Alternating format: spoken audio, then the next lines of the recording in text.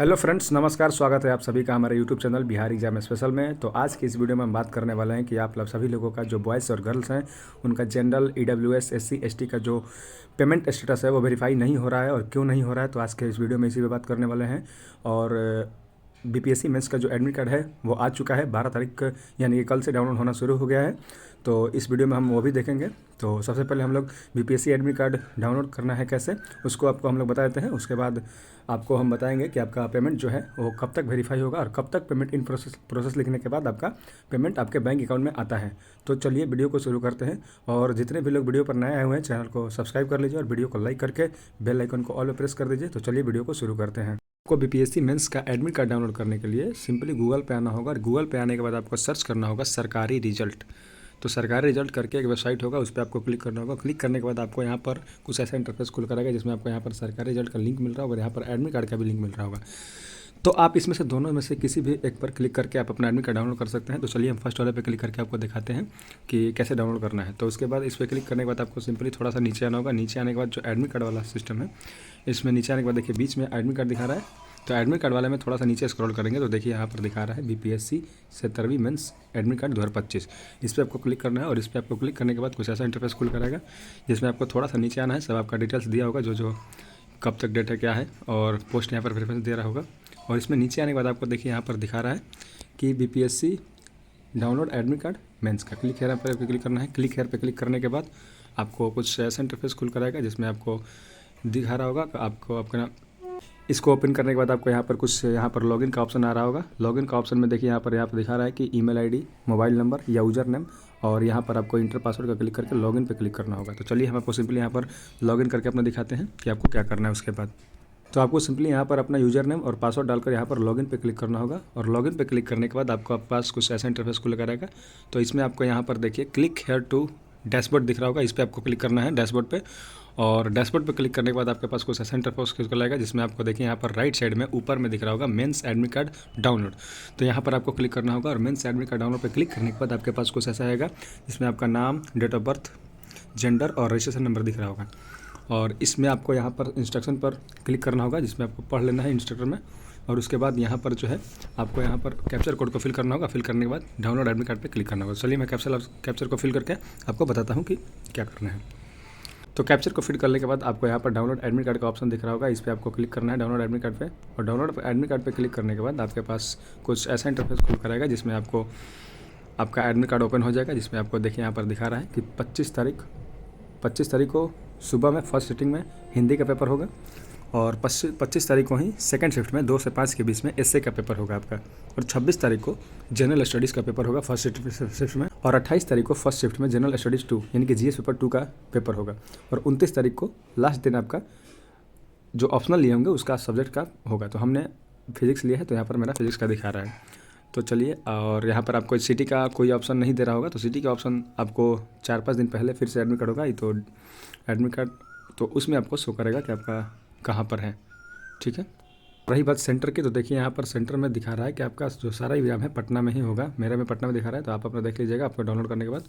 और आपको admit card को डाउनलोड करने के लिए सबसे ऊपर में यहाँ पर लिख रहा होगा क्लिक हेयर टू प्रिंट। तो इस पर आपको क्लिक करना है। क्लिक हेयर टू प्रिंट पे क्लिक करने के बाद आपके पास कुछ ऐसा इंटरफेस खुलेगा जिसमें 4 पेज आपको दिख रहा होगा। यहाँ पर राइट साइड में आपको पीडीएफ का ऑप्शन पे क्लिक करना है। पीडीएफ का ऑप्शन पे क्लिक करने के बाद आपका जो एडमिट कार्ड है वो आपका गैलरी में डाउनलोड हो जाएगा। यहाँ से आपको अपना सेव कर लेना होगा।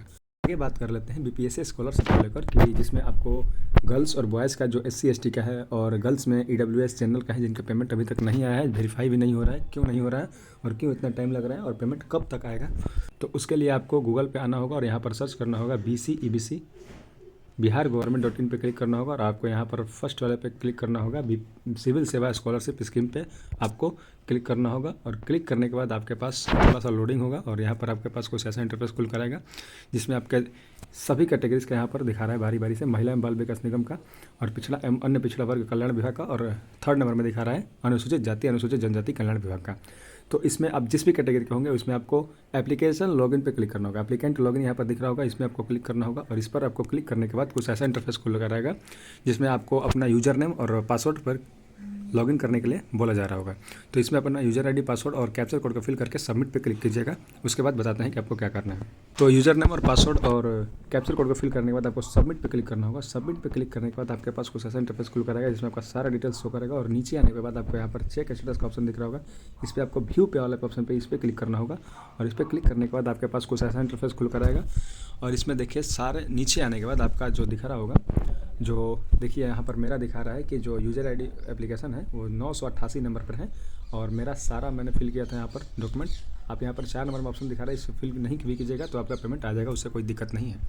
और देखिए मेरा सभी का पेमेंट जो है, ये सभी जो रिमार्क्स है आपका एक्सेप्टेड दिखा रहा है, सभी रिमार्क्स, और एक्सेप्टेड के बाद यहाँ पर मेरा पेमेंट डन भी हो चुका है। बहुत लोगों को लग रहा था कि पेमेंट नहीं आया है, हम जो है झूठ मूठ का वीडियो बना रहे हैं फालतू का, लेकिन देखिए यहाँ पर आपको पेमेंट डन का ऑप्शन दिखा रहा होगा, यूटीआर नंबर दिखा रहा होगा, यूटीआर डेट दिखा रहा होगा, bank account holder name, account name और बैंक नेम दिखा रहा होगा, पेमेंट डन दिखा रहा होगा। तो अब तो आप लोग का यकीन होगा कि मेरा पेमेंट आ चुका है।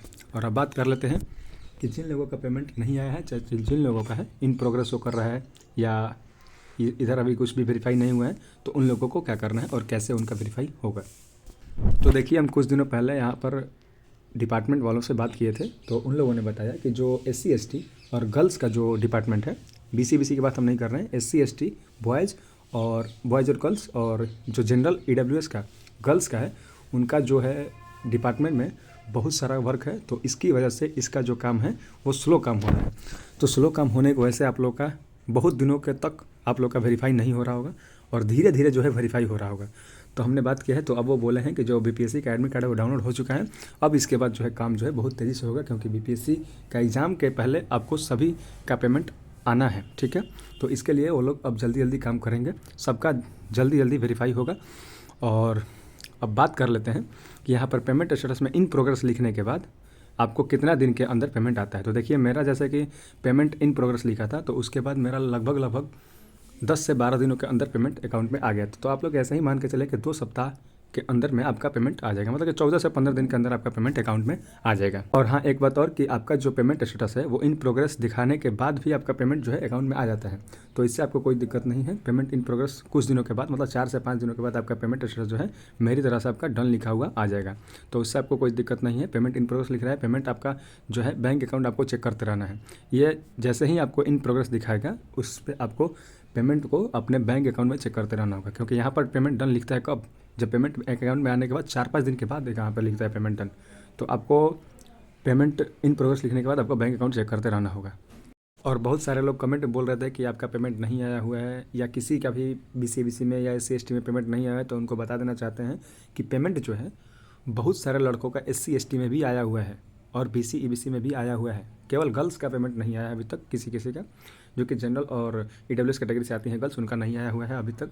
लेकिन जो गर्ल्स BC EBC या SC ST से आती हैं उनका भी कुछ लोगों का पेमेंट आया हुआ है, और बॉयज़ का तो BC EBC में आया ही हुआ है बहुत लोगों का, मतलब कि 70 से 80% बॉयज़ का आया हुआ है।